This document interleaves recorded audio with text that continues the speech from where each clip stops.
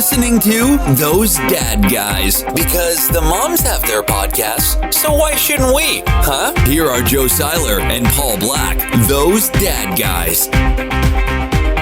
What's up, everyone? We are Those Dad Guys, broadcasting from the home studios. Home studios, aka the basement over here. Yeah, well, kind of the same. But we are in self-isolation. We are self-isolating during this COVID quarantine. And so, it may sound a little bit different this week, but and probably for a few weeks moving forward, the way it sounds. Yeah, I'm going to be honest. I looked up the Serie A today to see what's going on. And because they ended their sports and things like that much before NBA and things like that, right? They were playing in empty stadiums. Man, they're even still talking about canceling the season. It's not coming back anytime soon. The only thing I'm seeing is like Chinese basketball is starting. And it's funny because I listen to all kinds of sports radio and they're like, if that's a good sign. If China's basketball league is starting, then you know what? It gives us an idea of a timeline. I'm like, I don't know that it gives us an idea of a timeline at all. No. Yeah, I just don't know. So we are a week into the working from home portion of the self-isolation. And how's it going for you, Paul? It's not bad overall, to be honest with you. I do my thing. I've been taking breaks, which I never used to take in the office. I'm taking my 15 to make some good coffee. Taking the lunch. What I've really loved about this, if we're going to be optimistic, is I have the opportunity to have lunch with my wife and my daughter, which is pretty awesome to me. Right. And I've talked to you every day so far, and it seems like you're having grilled cheese every day. It's true. I'm glad you brought that up. Grilled cheese nonstop. What's funny is when I was a little kid, we had a really interesting dynamic with my mom's family. So we were on one street, and then 2 streets over, we had an aunt and uncle there. Another street over, we had 2 sets of aunts and uncles there. So my mom's brothers and sisters and things like that. And I would consistently on a Saturday ride my bike to my aunt's house. She had 2 daughters, and we would have grilled cheese cut in 4. And that's our thing is grilled cheese. So when I've been making it, I've been thinking back to my childhood. And, for one of my birthdays, they got me this book, Grilled Cheese, Please. And I just realized that I had that. So coming up this week and going forward, we're going to look up some of these grilled cheese recipes and cook it up. That's kind of awesome. You're going to have to share some of those recipes with me. You know what? Find your favorite one and get it on the Facebook page on Twitter. All right. Share it with the listeners. Done. It's funny. We talk quickly and I don't want to talk too much about that, but I just want to let everyone know. I mean, people listening, you obviously know where to find us. But one thing I've been doing is trying really, really hard to get us on every platform we can find. So we're now on Spotify. We're on Apple Podcasts. We're in Google Play Podcasts. And then there's another one called Pocket Cast. You can find us on RSS. So we are out there now. So it's a beautiful thing. But that's been taking up my time. And it's like waiting. It's like, we have to wait for this to be approved. Mm-hmm. And that's been the pain. And the best is like you every day. Are we approved yet? Are we approved yet? Listen, people just want to know. I got Google exclusive people. I got Apple exclusive. This one guy, Brent, he would not listen to anything but Apple. He wouldn't even download the free Spotify to listen. But he's had a listen. He said he had a good time. So we are out there now. So anyway, sorry, you've been taking your lunch. You've been happy to spend lunch times with your wife and daughter. Yeah, I've been doing more cooking in the kitchen, which is really odd. So because I can't trust the wife to do the grilled cheese like Daddy does the grilled cheese, I make sure that cheese is oozing when you separate it. You know, I do with grilled cheese sometimes. What's that? After I finish my grilled cheese, I put some cheese, like some shredded cheese, into the pan, let it separate from the grease. Then I put a spatula under it, and I lift it, and then it kind of droops over the spatula. And it'll harden. Okay. And then I put it on top of my grilled cheese. And you got this hardened cheese on top of this grilled cheese. Because it's very healthy for you. I don't know. It's funny. I saw someone do it once upon a time on the Food Network. And quick look ahead. We have a Food Network star coming on later in the show. And cooking. Right. There's those 2 different. He's on the Food Network. He's also on the Cooking Network. Yeah, I'm pumped. I'm going to be honest. I'm pretty excited. It's going to be a good interview. So, but anyway, I saw that and I was like, oh, Extra cheese? Why not? I love me some cheese. So it's funny you talk about taking breaks and lunches. It's one thing that I mean, at work, I always take lunches. I have a beauty, like I work in a studio, so I can kind of take my time and do things. But I'm also trying my best to go upstairs and have lunch because I'm working in the home studio right now. So I take my time to go upstairs and have lunch with the kids. It's one thing we've done is we put the kids on a schedule this week, and it actually worked out really, really well because schoolwork started to trickle in from the school boards this week because last week was March break. So I was like, okay, they were on electronics all week. But this week we had to change it up a little bit. So I said, we're going to put you on a schedule. So in the mornings they wake up, they're allowed to go on their electronics till 10. Okay. 10 till 12, schoolwork. And every now and then I'll pop up just to double check. Noon till 1, we have lunch. Keeping in mind my wife and the baby are here too. So we have lunch. Whatever we got. We unfortunately have not had grilled cheese every single day. Now, I envy that. We did have it on Monday.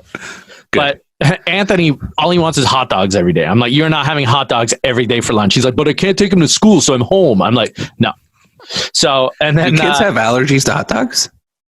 No, but if they take them to school, they're cold. Why don't you put them in a thermos? But the thermos is... Okay, my kids will not eat like the regular Red Hots. Okay? So they got to have these giant hot dogs. And I don't have a thermos that big. Get a giant thermos. I don't have that. Send them to school looking like a construction worker. Maybe next year if school ever comes back. So anyway, so lunch 12 to 1. 1 till 2, they've got to do more schoolwork. 2 till 4, it's electronics mixed with some housework that have to get done. So it's a mixture of that depending on how we deem it necessary. Okay. So you got to clean your room. When your room's clean, you can do electronics, whatever. Yeah. 4:00, we start thinking about dinner together as a family. And what we've started doing is getting the kids helping making dinner, making sure that they're setting the table, stuff like that. After dinner, we do something as a family, whether it be watch a movie or we did a Lego night this week. Okay. Where we just poured out a whole bunch of Lego and started building it and never finished it because that's what happens with Lego night. Of course. We did a thing where we got on our music, kind of whether it be Apples or Spotify or whatever, Apples. I called it Apples. You have multiple accounts, so that's okay. Whether you get on it, and we kind of had to it was like a musical scavenger hunt. So here's 10 things. You have to find a song that relates to these 10 things. So it's like, find a song from 1975. Find a song with party as the theme. So 10 different things like that. And we all set up a playlist and we all listen to each other's playlists. That's pretty neat. It was kind of neat. And the kids kind of had to listen to something so Ella had a thing find a song from 1979 or something like that. It was she picked Highway to Hell by AC/DC. I was like, fantastic. Good pick. So, but the key for us has been we had the kids on a schedule this week, which is great. It's kept them busy and it's kept us it's kept all of us sane, and it hasn't kept them on electronics all day. So this is what we did. So my daughter took it upon herself actually to make her own schedule. So she had math, she had science, she had recess, she had lunch, and we agreed that she would get 3 hours of electronics time if she completed her day. So day 2, she was on her electronics all day. So what we've done is we've gone to her requested routine, but no electronics. It's a regular school day. So Friday hit. Friday hit and she was done all of her schoolwork. She worked really hard at 3:00. So my wife said, go ahead. It's the weekend now. Have some fun. So that's how we're kind of doing it because, maybe your guys aren't the same as my daughter, but I think she kind of goes kind of loopy when she's had that electronic for too long. Oh, yeah. Yeah, kind of like a demon, really. So we figure we can have the teaming child on the weekends. We can handle during the week, just school. My son's been sleeping till like 9:30 every day. So it's like he gets up, he gets his half hour, but then like all of their schoolwork's online anyway. At the end of the day, they're on laptops all day. Yeah. And I am not watching them all day for all I know. They're chatting with their friends all day. Right. But I am checking their work. And look, Anthony's in grade 7, so he's got more structured work. And so him, I know. It's like, he's got all his math written out. And don't even get me started on him doing all his math work in pen. Ooh, that's dangerous. Yeah, I'm like, we don't do Unless that. he has the pen with the eraser on it. Remember those that never worked? Yeah, they never worked. No, they basically ripped the paper. Yeah. So yeah, don't even get me started on that. So, but it's funny. I did, there's a couple of things I did this week. And have you gone grocery shopping during this whole self-isolation thing? No, but I did take a drive, and we'll talk about that after you break it down. So I went grocery. I can't. I'm the grocery shopper in our house, and I'm like, okay, I'm going to be the one that goes out and does the grocery shopping because I'm going to get in. I've got my list, and I'm going to get out. Some of the grocery stores have like X's on the floor as to where you're supposed to stand in line, which is great. And I wish people would pay attention to them, but they're not. But it's funny because still grocery stores are still pretty tight. You got to get carts by each other. You're going to end up not being 2 meters away. Right. It's inevitable. So I'm in the grocery store and I'm going one way and there's another guy coming the other way at me. And we both kind of lean to the side and we just kind of look at each other and just start laughing because it seems so ridiculous. Yeah. And it's so necessary to do this. You cannot stay away from everyone. No. I also realize though how many times I want to touch my face. Right. It's insane. Like I am, I'm like, okay. And then I catch myself. I'm like, don't do it. I'm like, oh, I'm so itchy and I'm like twitching. I probably look like I've got some sort of everyone, maybe they think I've got the COVID. Yeah. I don't know because I'm twitching because it's like, I can't scratch my nose. So I probably, I don't know. I mean, I don't know what someone that's got the COVID looks like. Probably like you or me, but it's true. Yeah. But can't breathe. What's with driving these days too? What do you mean? So I went for a drive the other day, had to take care of something. And it's like these cars are also social distancing. What? It's weird. I was driving and I thought it was just me, but my wife said like these drivers are crazy. She drives 40, I drive 80, right? In a 60. Yeah, and she's going nuts. So there's a problem. But the people are leaving 3 to 4 feet between the cars when you're coming up the stoplights and stuff. At least that's what I've seen. You know why? Because there's not that many cars on the road. I don't know. Burlington, when I started working in Burlington, it was the fastest city that I've ever been in. I used to have to do money drops for this retail store I worked at. Yeah. Retail store. Yeah. Money drops. So okay. So I was going down the Fairview. Friend of a friend, like, no name. Well, we all got one. But the traffic is like fast, and I love that. I lived some time in Chicago. You really want to learn how to drive, you go to Chicago. They're aggressive. Now everybody and their sister is driving at least 20 to 30 kilometers slower than what the speed limit is to ensure their social distancing.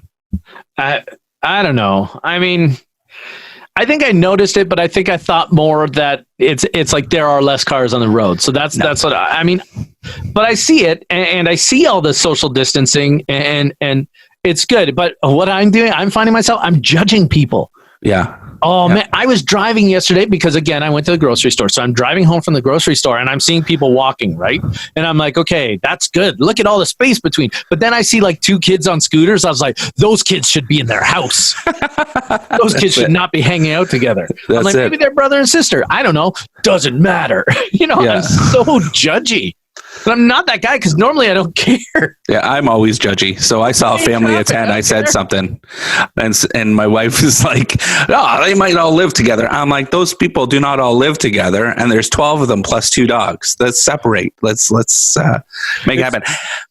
And what's going on with those people in the cars that are wearing the mask and the blue gloves? You're in the car by yourself.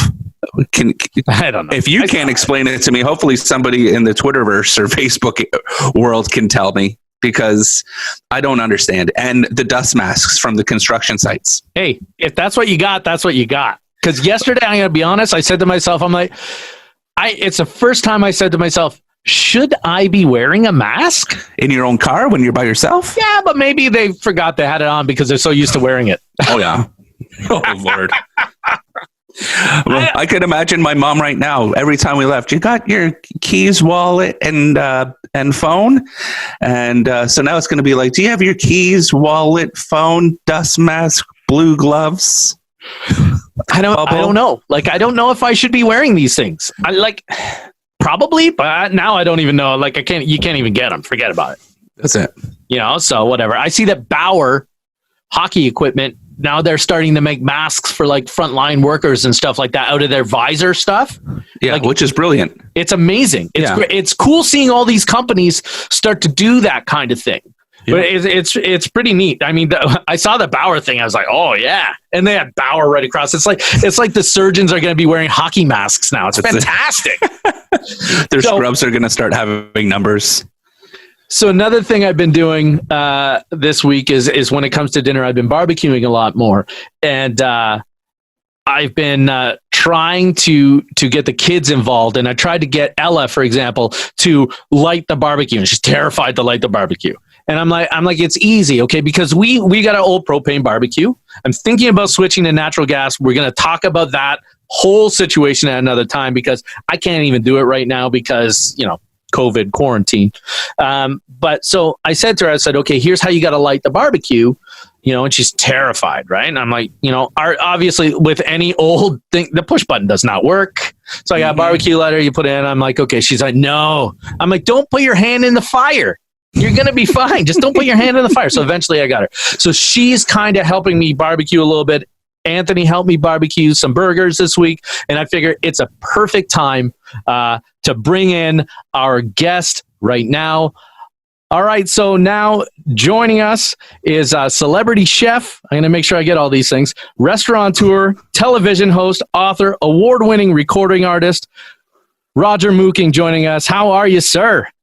I'm doing good, man. I'm doing really good. I'm just overwhelmed with keeping up with my posting food on Instagram right now in COVID. It is we've dubbed it here on Those Dad Guys, the COVID quarantine.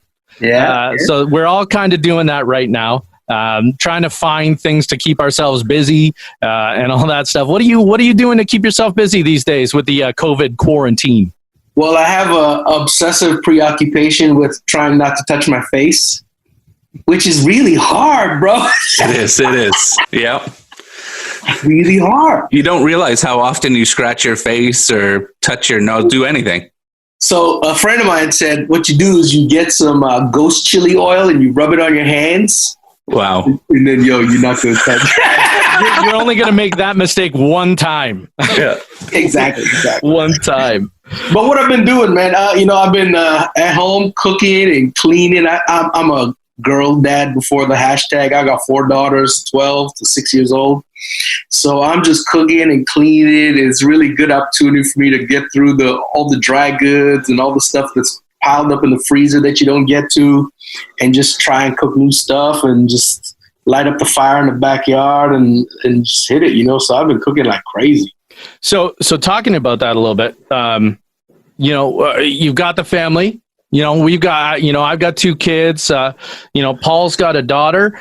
And so you're around, do you have a favorite thing, like something easy, something simple, maybe something your favorite to kind of cook for the family during this whole period? Do you get the family involved in cooking?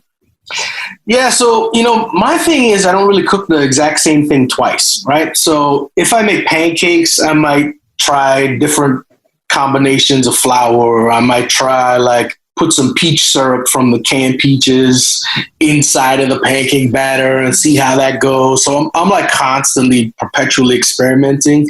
But, I tend to cook more than I need for that particular meal so I can pack it away and freeze it. So for instance, if I make biscuits, I'll make 50 biscuits. Smart. And then I put them on a tray in the freezer. I freeze them individually, put them in a bag. So whenever the kids want biscuits, they just go in, boom, heat up the stuff, make their own stuff. So it kind of very passively introduces them to being able to cook by just reheating stuff and engaging with the food that's in the freezer, right?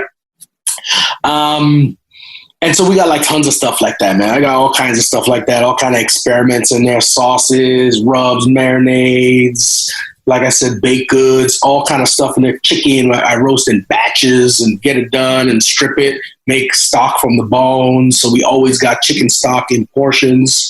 So our freezer is loaded up pretty nice. We're like a Michelin star restaurant over here. You know? Are you doing door service or what? Yo, I got mad people on IG saying they're like, come up, roll up, and we take out cash, you know? So I'm thinking about that. That's awesome, man.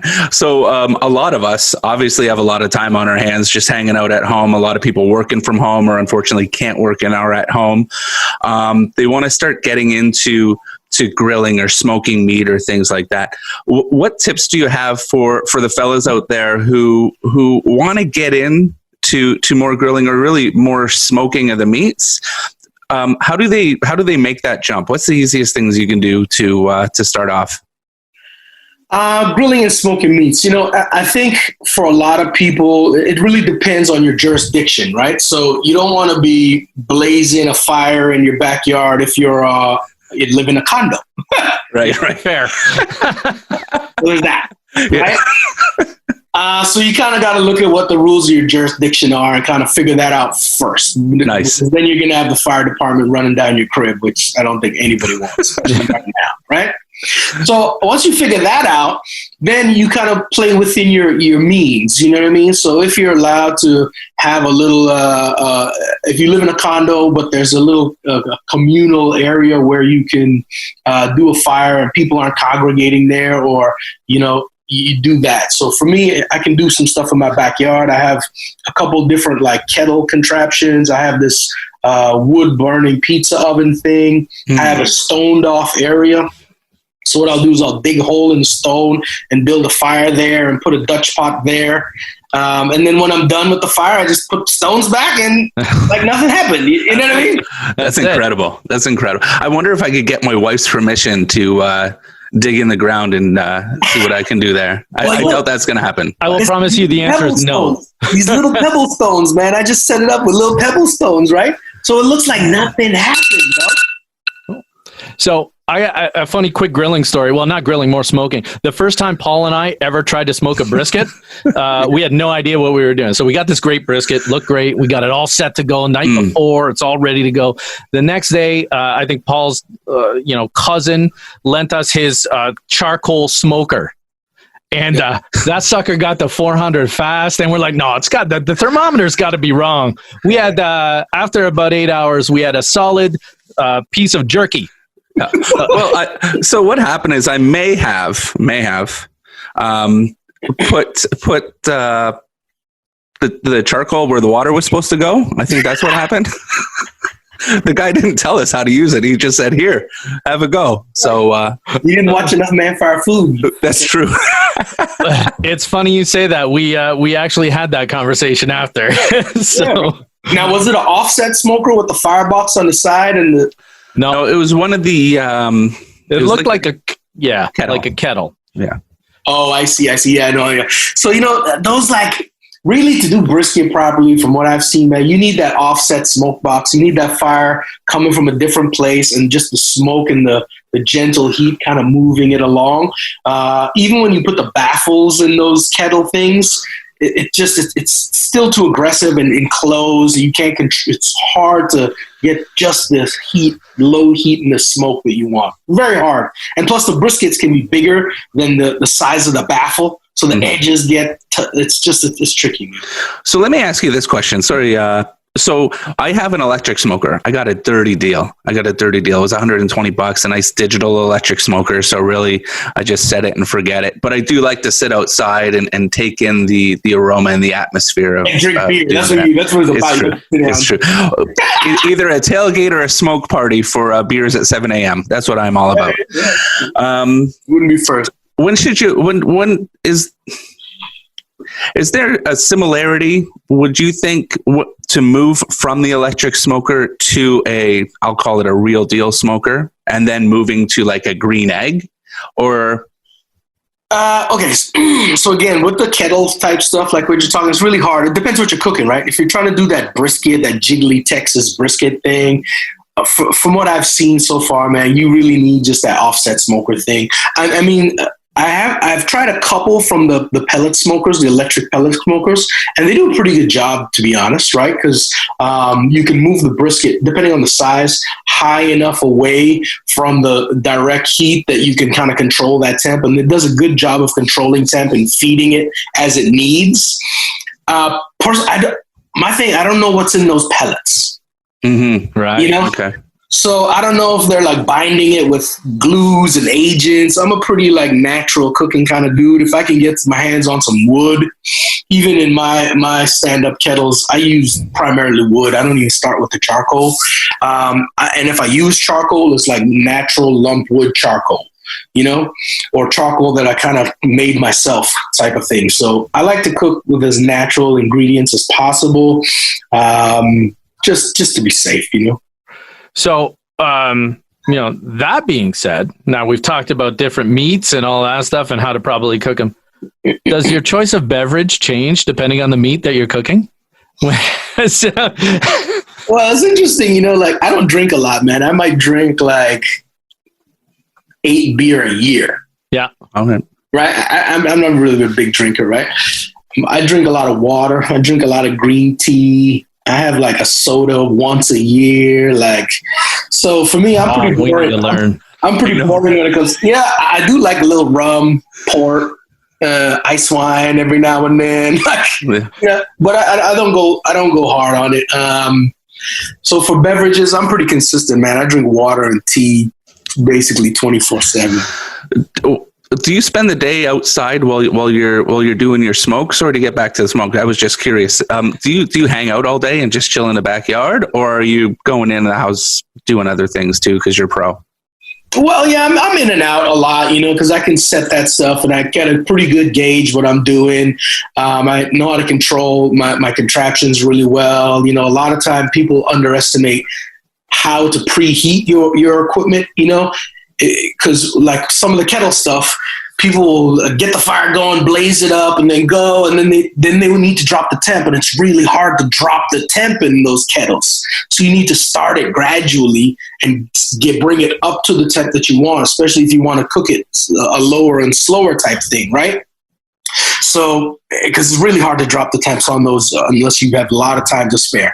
So it's really, I spend the time up front making sure I can get the temperature and the heat exactly where I want, and then I can kind of walk away from it. And I've trained my kids now, you know, my kids are great. I'm like, your job is to make sure that fire doesn't go out. So they set a timer every half an hour. They know to add one log type of thing. So I can go do other things. You know, in my yard, we're set up. The kids can ride their bikes around. We can play some basketball. They can jump on a trampoline. So we all kind of hang out outside and do their thing and kind of go in and out as needed. Because like yesterday, for instance, I made some tri-tip. You can see I just posted on my Instagram. Yeah, we saw it. Yeah, we made some tri-tip. I made some Yorkshire pudding, a Kamado tomato salad. So I was in and out of the house all day with one of my daughters who was helping me, cooking the tri-tips, keeping the fire going, finishing the Yorkies inside, making the salad inside. So it's constantly kind of back and forth, you know? So quick question for you. You talk about the kids and their responsibilities. So are the kids all involved in cooking in your house as well?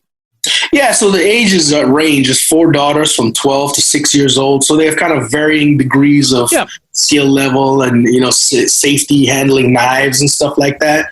But if they're interested, they come, and I don't pull punches. It's like, okay, today we're making empanadas from scratch. So they go right from the top, and I'll let them do as much as possible that they're safe. And then I kind of watch over them and help them, give them some direction. And they're getting pretty good at making a lot of stuff, man. My son, Anthony, is 12, and he's a big Food Network guy. Loves watching Food Network. Okay. So one day, he's kind of learned how to make different kinds of French toast. Yeah. So it's funny because one day he had me mic him up in the kitchen, with a video camera, and he wanted to basically do his own food show. We didn't get through the whole thing, but at the same time, it's like in our house, that's kind of, I'm a Food Network guy too. I love watching Food Network for all the different shows. So we're watching, and that's how he got interested in it and that kind of thing. So I'm trying to get, and my daughter as well is into some things, but she's more about texting her friends and doing that stuff and playing silly games. But it's funny because when you say that, it's like they are varying degrees, but my son wants to have a cooking channel. I just said, we got to get our kitchen redone before I show anyone our kitchen. No shame in the game, bro. No shame in the game. It's funny you mentioned that because like a couple of birthdays ago, one of my daughters, we had a chopped birthday party. Nice. So the groups of different girls kind of split up, and in the kitchen they were like, "Dang!" And it was fun, because some of the kids like, "Oh man, I'm being judged by a judge." Like, It's funny. That's what I told my son. I said, I got Roger Mooking coming on the show today. He's like a chopped judge. He's like, "Oh yeah." I'm like, oh yeah. So that's kind of fun. That's funny because I was just thinking earlier today, because I knew we were going to talk to you. I was pretty excited, and I'm thinking sometimes when my wife makes something out of this world, or I cook something up that's so good, right? When you make that I'm disgusted face because it's so good, you're just like, you're angry at somebody. Right? That face pops up a few different instances in life, but just all right, give it to us. Another show. That's a whole different topic. A whole other podcast. I was just saying. So Roger, these days I know we're all inside and whatever, but where can people find you? What are you working on right now? We just wrapped shooting season 9 of Man Fire Food, so look out for that. We're about to, once this all clears up, if this clears up anytime soon, shoot another 4 seasons, season 4 of Man's Greatest Food. Mm-hmm. There's a couple other guest stuff that I'm popped up to do. So there's lots on the go, man. I'm always working on something. So. Yeah, good. And where can people find you on socials? What are your socials at? Everything is at Roger Mooking, ROGERMOO King. So very simple, man. It's all the same. You can find it whatever your platform is: Pinterest, Facebook, Twitter, Instagram. You're everywhere. YouTube, website. Do you sleep? Yeah, I sleep great. Okay. Awesome. Roger, thanks for joining us today. We really appreciate you joining the podcast. Thanks, y'all. I appreciate it. Thank you. Have a great day. Man, that's awesome. Roger frickin' Mooking joining us. That's amazing. So do you think next time we make a brisket, we'll actually be able to do a good job or not have jerky? Well, let's see what we can do. No promises. I mean, I don't know. We've done one since that turned out pretty good, I think. Yeah, of course. But I got to ask my wife if I could get a side box smoker now. Because that's the only way to enjoy brisket. So it's funny. So I want to address something with what you just said. Okay. My wife, you said. What you're going to notice is I've mentioned my wife's name, Heather, and my 2 kids. And this is nothing. But you'll notice, Paul, you have not yet mentioned the names of your family. Can you explain that, please? Yes, I've been told that it's not allowed. Not in the Black House. Not allowed. No use of names whatsoever. Is she terrified, or are we going to say bad things? Listen, I've been trying to figure that out this whole time. So I've gone back to what I've called her in our personal lives with pet names and stuff, like Honey, Babe, Boo, yeah, sweet, whatever. Mussolini. For real? Yeah. I call her Mussolini. So from now on, can we expect that every time you talk about Mussolini, you're talking about your wife? Yes. Okay. And it's funny. My daughter wanted to do some research things because she listened to a show about Ella doing some research on the Prime Minister of Canada. Oh, so boy. I'm like, do me a favor, do a search on Mussolini and dictator. Oh no! How'd that go? Well, she did it, and she came downstairs and read it, her presentation to my wife and I. She did a presentation. She did a presentation for us. So good. And then when she was done reading about the dictator, and I'm like, and who does this sound like? And then we all had a laugh. 15 minutes later, my wife comes downstairs. I think you can use the Mussolini story for your show. I said, oh, we were going to. Sorry. We've already done that. It's already been pinned in. I appreciate your permission, but it's happening. So give me something. All right, what are we calling your daughter anything? Does she get a name? No. She will just be my daughter. That's it. Except for every time you screw up. Yeah. And I have to probably edit the show. Exactly. Maybe I'll call her Angel Pie. Oh, that's sweet. Yeah. That's a lot of words, though. You're gonna forget that. How about Demon for when she has the iPad? Well, you got Mussolini and Demon. Yeah. The Demon. So now when Paul talks about Mussolini, it's his wife, and the Demon is his daughter. I will never call her the Demon ever. She's going to go to school. My dad calls me a demon. Have you listened to his show? Those dad guys, they're on Spotify, Apple, and Google. And everywhere else you can find your podcasts. All right. So now we've got that clear. Yes. Mussolini and yet unnamed. Yes. Okay. I'm very glad we could clear that up. I appreciate that. Because I know that people have been wondering. We're going to see how the big guy gets lit up this week. No, it was her call. No, you're off the hook, man. You are off the hook. Okay, so we've been talking about self-isolation and COVID quarantine and all this. But there's something I had to do this weekend that I couldn't get out of. So long story short, last May, my parents were in a house fire. Okay. Everyone's okay. That's the first thing I say to people. But last May, my parents were in a house fire.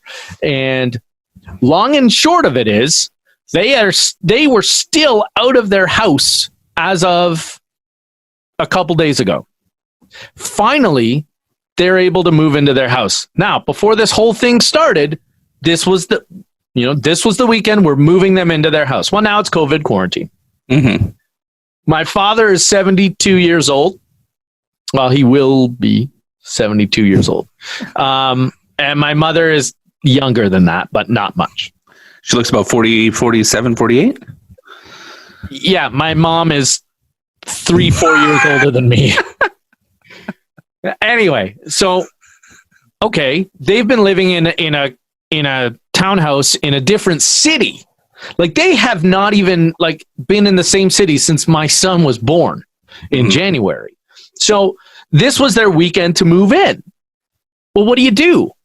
Like, my dad can't do it all. So, and they pretty much had their inside of their house rebuilt. So okay. I had to go help them move today. Like, I'm like, I don't know. It's tough, right? Because, and my dad is the guy that's also been at the house every single day, watching what the guys are doing in the house. And my sister and I are like, Dad, you can't do this. He's a pretty active guy, right? Right. And yeah. He comes from the world of contractors and kitchen design and all this stuff. So he wants to be there. And I believe, look, we all want to get out of the house too. So, but my sister and I are like, Dad, you got underlying health things. You're an old man. You got to stay in. And so, no. So, okay. So today I go and I do that before we did the show today. I went and I helped my dad move, and I had my mom's big request. Can you make sure our internet's working? Make sure our Wi-Fi, which is kind of everyone's request right now, but it wasn't when I got there. It was not working. Mm-hmm. So I'm like, so I had to call the internet company. And because I said to my dad, I got to stay and do this, because if I don't do this and you get here and mom gets here with no internet, you're going to have a terrible afternoon. Yeah. You will have a very bad day. So I stayed, I got that done. But every time I'm in there, I'm like, it's my dad and it's probably okay. But at the same time, I'm like, Dad, stay in a different room. You know what I mean? And it's just, but now I said to him when I left, I said, you guys are officially out of the other place on like Tuesday. You're out of the place on Tuesday. So please, I'm asking you, stay home. Stay home after that. He's like, well, I got to go grocery shopping on Monday. I'm like, fine, go grocery shopping. It's just you and mom in the house. Buy 2 weeks of food. You've got a month of stuff to do in the house. I said, you got to unpack everything, put furniture back. Like it is a disaster. And I wish I could be there to help. But I'm like, just please. I said, your daughter and your son really, really want you to stay home. It's important to us. Please stay home. And so we've got him to agree to stay home as long as we continue to FaceTime with him and my mom and show them videos of the baby and all this stuff, because they only live 5 minutes away. They've been 25 minutes away for almost a year now. Mm-hmm. But it's crazy. Like it's crazy that I should feel that way when it comes to kind of even helping my parents. That's it. Yeah, I don't know. I would probably I don't know. I would probably throw it all away and do what I got to do. And which is kind of why I did it. And everyone gets it. Like my wife doesn't want me to go anywhere, but she's like, you've got to do that. And my sister was like, you know what, you got to. And so I did, and it's done, and they're in. And Dad, I know you're listening, so stay home. Stay home. Today's grocery shopping today, because today you're probably listening to it on Monday. Who knows? But go grocery shopping and then stay home. That's it. That's all I want to say. And now, Paul, please make me laugh. Oh Lord, I don't know if I can promise that. I think you can. Last week's dad joke of the week, was fantastic. It was a good start. So here we go. Here's this week's those dad guys dad joke of the week. And now, get ready to cringe. It's the dad joke of the week. All right. So before all this self-quarantine lockdown came to be, my daughter, wife, and I walked to the Lowe's, nice hardware store. Is that what you call it? You call it the Lowe's? The Lowe's, yeah. That's what the Italians call. It's like, I'm going to the Frills. Wow. Anyways, here's a dad joke from an old man who worked there that found it appropriate to tap my daughter on the shoulder and tell a joke. Why don't lions eat clowns? I don't know. Why don't lions eat clowns? Because they taste funny. That's bad.